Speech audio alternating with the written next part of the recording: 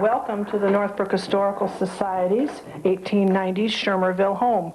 When the building was first moved here, or when it was first built, this was a space where travelers could spend the night. When the Bartlemay family purchased the building, this was their living quarters. But when we went to restore the building, we wanted to make sure that it had something of interest to the people here in Northbrook. So we made this into a typical 1890s Shermerville home. A lot of the furniture is original to Shermerville families. Up on that dresser is a dried flower arrangement full of peonies, and peonies were grown here in Northbrook, and we thought it would be nice to have that reminder here.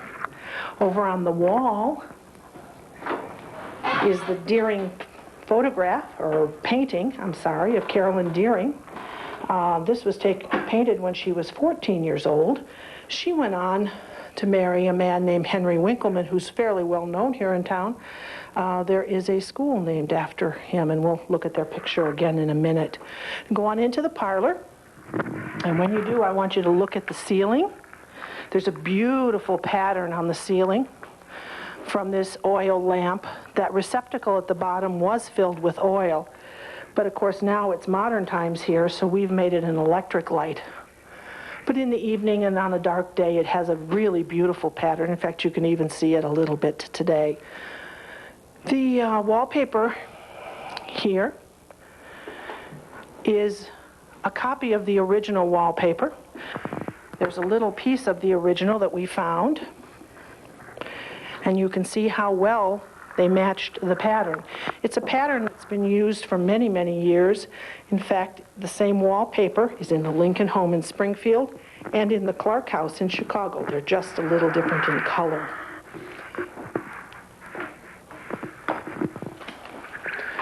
The Bartlemay family gave us that little bamboo stand and a few other pieces. And since they were the owners of the inn, we like to have them here in the home.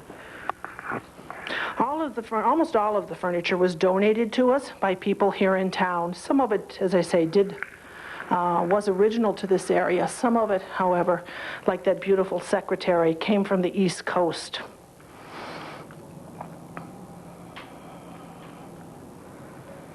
Look around the room and see what's different in this room than in the room that you live in. Over in the corner is a wonderful stove. It's made of nickel and isinglass, and it was the main source of heat for the house. One of your jobs would be to keep the coal bucket next to it filled so that the stove was always warm, so that you could stay warm. You know how it is at night in the wintertime when you get into bed, and how cold those sheets feel. Can you imagine what it would be like with only that as the source of heat instead of a furnace like we have now?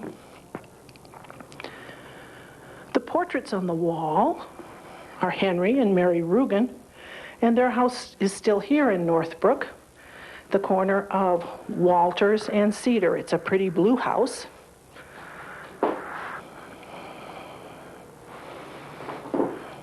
Over on the table, take a look at some of the furniture as you move around.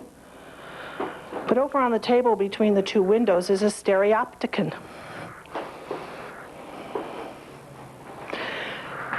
When you go home after school, you may play on the computer or watch TV or do things that have to deal with electricity. They didn't have electricity then.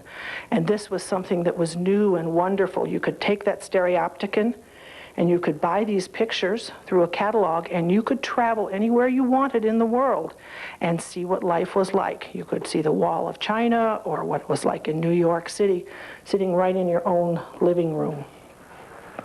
They had hundreds and hundreds of different kinds of slides that you could purchase.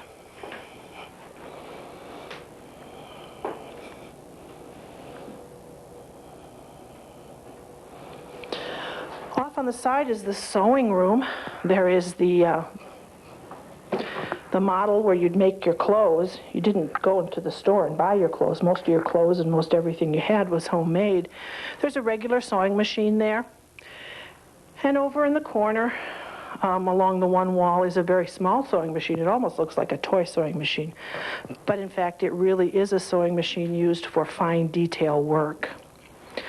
There's also a wheelchair in there. Looks very different than the wheelchairs we have today.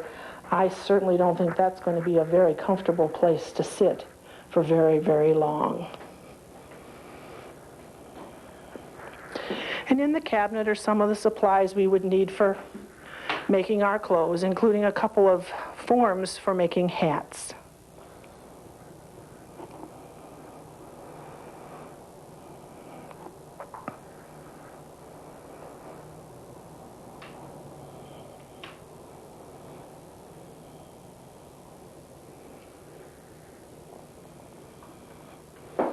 Okay, on the table is a photo album. There's many different pictures in it of people who lived here in Shermerville. Some of the pages are empty because people have taken the photographs out before they gave them to us. What's interesting is you can see the kinds of clothing people wore. Those first two were of a brides and grooms, and their clothing is very different. And further back in the book are some pictures of little children, and the little children are wearing long dresses. Finally, that bride now does have a white gown on, and there's one of the little children in a long dress.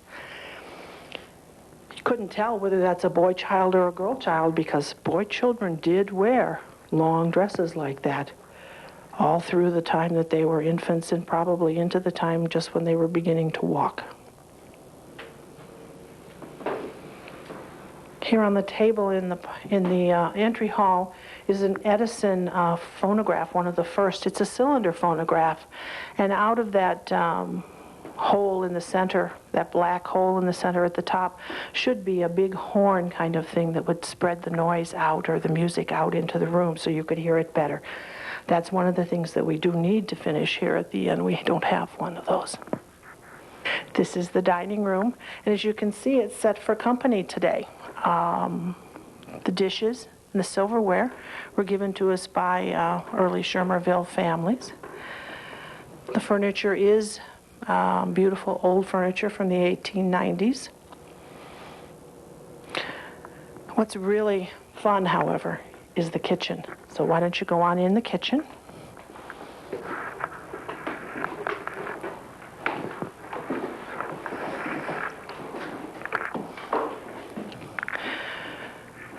Over on the wall, there's our work table. If you look way down at the floor, you see this box with a piece coming out of it. That is the coleslaw maker from Bartlemy's. And what you do is you lay that flat on the ground, and in that box you put your cabbage and put the lid on it and slide it back and forth across the slicer. On the table are several different old kinds of utensils. The utensil in the back that's black with a handle is a sausage maker, where you'd put all your ingredients for the sausage inside of it and turn the handle, and it would the sausage would be forced out a hole down at the bottom. There are a lot of interesting things in this kitchen. It's very different than the kitchen you have today. The stove is a wood stove, which means you can't turn it on like you can your own stove at home.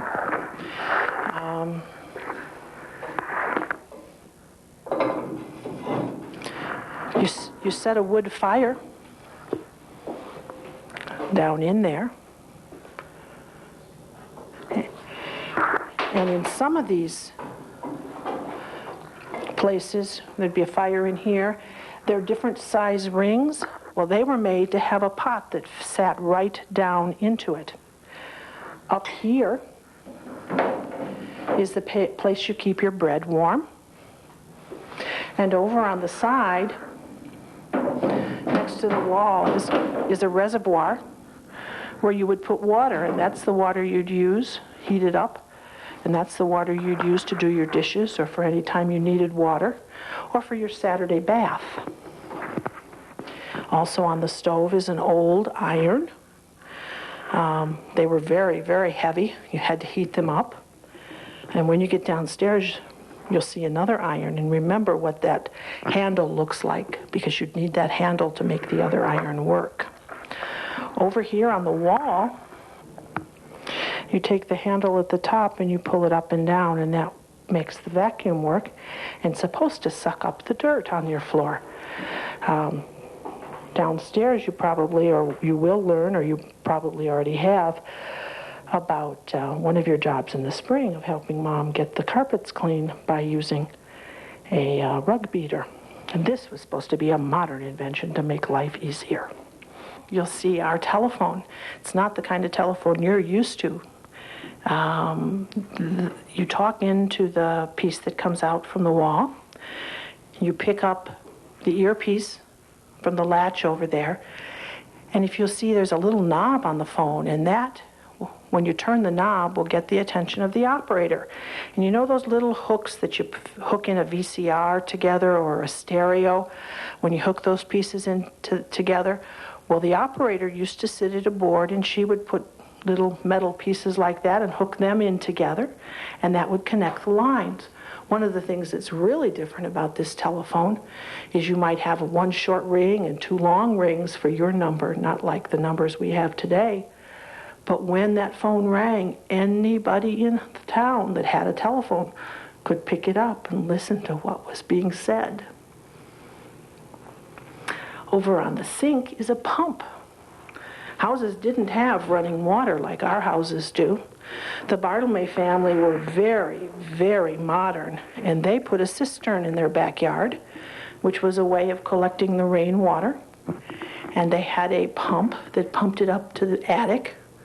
And there's a horse trough in the attic where they collected their water.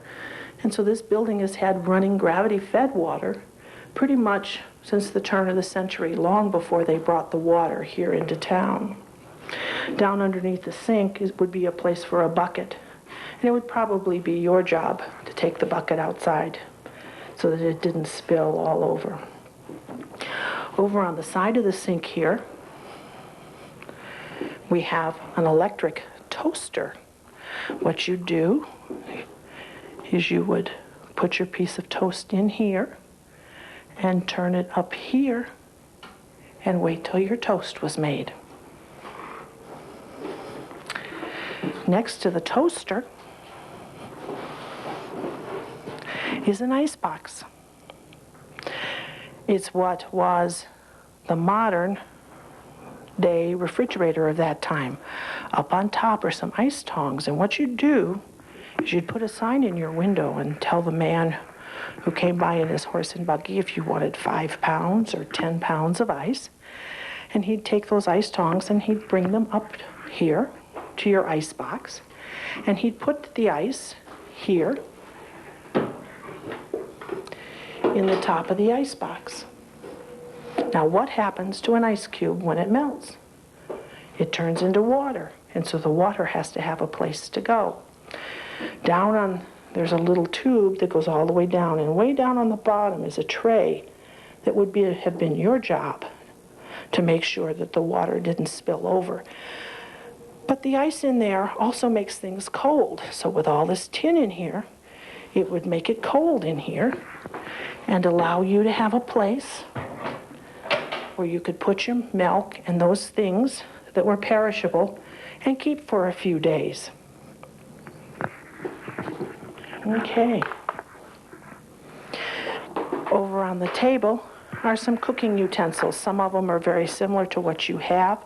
And there's a flour sifter there from the P.L. Happ store here in Northbrook. And it has their telephone number on it. And if you look carefully, you can see their telephone number was Northbrook 1. So when the operator wanted to connect them, or you wanted to talk to the Happs, all you had to say was, connect me to Northbrook 1. In the bedroom is a wash bowl. Remember that these houses didn't have running water, so you'd fill up that pitcher with water, and that's what you could use to take your daily bath. This is an old building, so every once in a while you're going to hear our floors creak. That's what happens when things get old. Up on the The shelf of that dresser is a collection of hat pins. Ladies wore great, big, giant hats. And these great, these long, sharp pins are what helped to hold their hat on their head. And some of them became so long and so sharp that in some places they were considered a weapon. If you look under the bed, there's a couple of things under the bed that you're not going to see at your house. These houses didn't have the running water, so they also didn't have bathrooms. There were outhouses here, which meant when you had to use the washroom, you'd go outside to the outhouse. The pot underneath the bed is called a necessary pot, and so in the middle of the night, if you really had to go to the bathroom, rather than going outside, especially in the wintertime when it was so cold, you'd use that overnight. And later on, you'll see a bucket that it would be poured into, and then you'd take it out and dump it at the outhouse. The bed came from the Bartlemay family, so it's an original from this area.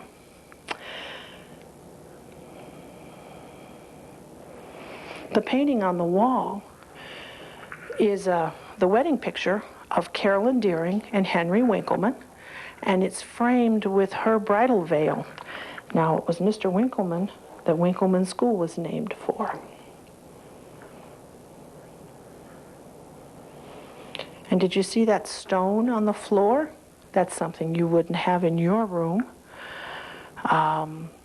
What you'd do with that is you'd heat it up on the stove and then wrap it in material and put it at the end of your bed to keep your feet warm in the wintertime. You could probably take it or one similar to it out in the carriage with you when you went out for a buggy ride also. Okay. When the building was moved here, there was no center hallway like we have now. That's where all the closets were. But the fire department fire code says we have to have a hallway. The pictures on the wall show what bad shape this building was in. And it was restored all by volunteer time and labor. They did a really nice job.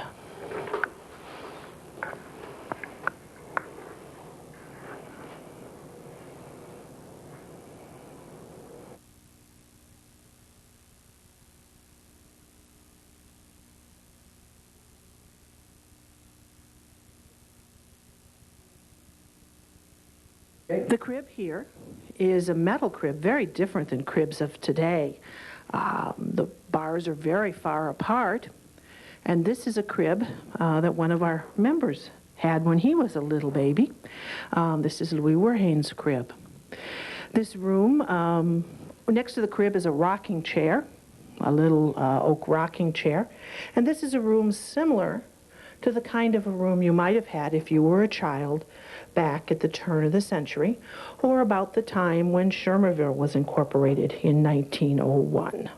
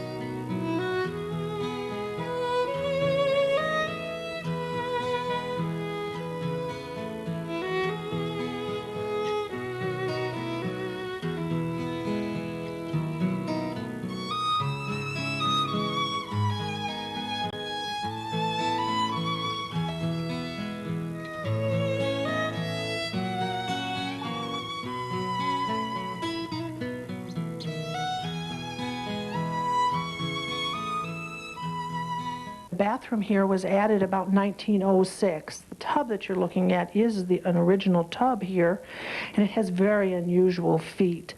They're more like horses' hooves, and this was a farming community. Up on the wall is an Allen sanitary fountain where you'd put soap, and it had a little hose that we don't have anymore with a brush at the end that you would use to wash and clean yourself. Very similar to the shower heads that the new showers have. The shower here over the bathtub looks a lot different than your shower, and that circular bar around it is where you'd hang the shower curtain. Again, there was gravity-fed water, so the water came in from the pipe in the ceiling. The same with the toilet. It's what's called a water closet, and water's kept up at the top, and when you flush the toilet by pulling that long chain, it flushes the water, and the gravity pushes the water down. Over here at the sink are some of the tools and things that and medicines people might have used. Here is what you'd use to shave with. You'd get this wet, not like an electric razor like your dad might use now, but you'd get this wet and put it in here, and it would be real foamy, and you'd put that on your face. And then you'd get the razor blade, and here's a razor blade, very different than the razor blades that you're used to. Yeah, I heard that. It's a single-edged razor, and you'd come over here. You had to make sure it was nice and sharp, and you'd sharpen it here. And once it was sharp enough, then you'd use this edge to shave. Underneath the sink is the necessary pot, where you could dump the pots that are underneath people's beds, and that's a much easier one to carry. It's got a handle and a cover, and you could carry that out and dump that into the outhouse. Well, that's a tour of the Northbrook Historical Society's 1890s Shermerville home. Hope you enjoyed the tour, and if you have any questions, we'll be glad to answer them for you.